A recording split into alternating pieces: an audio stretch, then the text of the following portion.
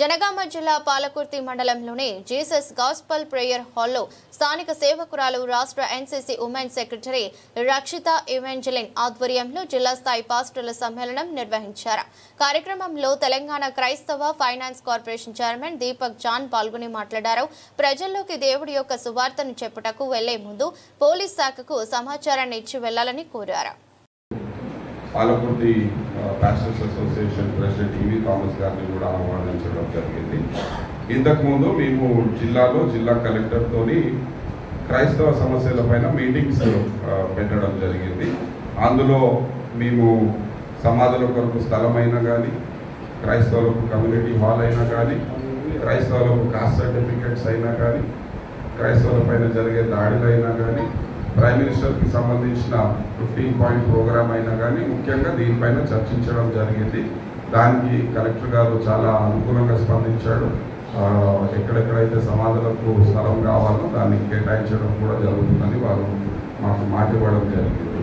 ఇక్కడికి వచ్చిన ముఖ్యమైన విషయం ఏంటంటే, పాలకుర్తి నియోజకవర్గంలో అందరు పాస్టర్స్ అండ్ పాస్టర్ అమ్మలతో కార్పొరేషన్ పరంగా వచ్చే సంక్షేమ కార్యక్రమాల గురించి వాళ్ళకు తెలియపరచడానికి ఇక్కడ రావడం జరిగింది. కాంగ్రెస్ ప్రభుత్వము రేవంత్ రెడ్డి గారి నాయకత్వంలో క్రైస్తవులకు అనేక సంక్షేమ కార్యక్రమాలు చేపట్టడం జరుగుతుంది. ఆ విషయము ఇక్కడ చెప్పడానికి రావడం జరిగింది. మైనారిటీ రెసిడెన్షియల్ స్కూల్స్లో క్రైస్తవ పేద పిల్లలకు అడ్మిషన్స్ అయినా కానీ, లేకపోతే స్కిల్ డెవలప్మెంట్ ప్రోగ్రామ్స్ అయినా కానీ, లేకపోతే సమాధుల కొరకు స్థలం అయినా కానీ, లేకపోతే ట్రైనింగ్ ప్రోగ్రామ్స్ అయినా కానీ, బిజినెసెస్ చిన్న బిజినెసెస్ పెట్టుకోనికి లోన్స్ అయినా కానీ, రాజీవ్ యువ వికాసం లాంటి స్కీమ్ అయినా కానీ, అనేక స్కీమ్స్ మన క్రైస్తవుల కొరకు ఈ ప్రభుత్వము, కాంగ్రెస్ ప్రభుత్వం రేవంత్ రెడ్డి గారి నాయకత్వంలో చేపట్టడం జరుగుతుంది.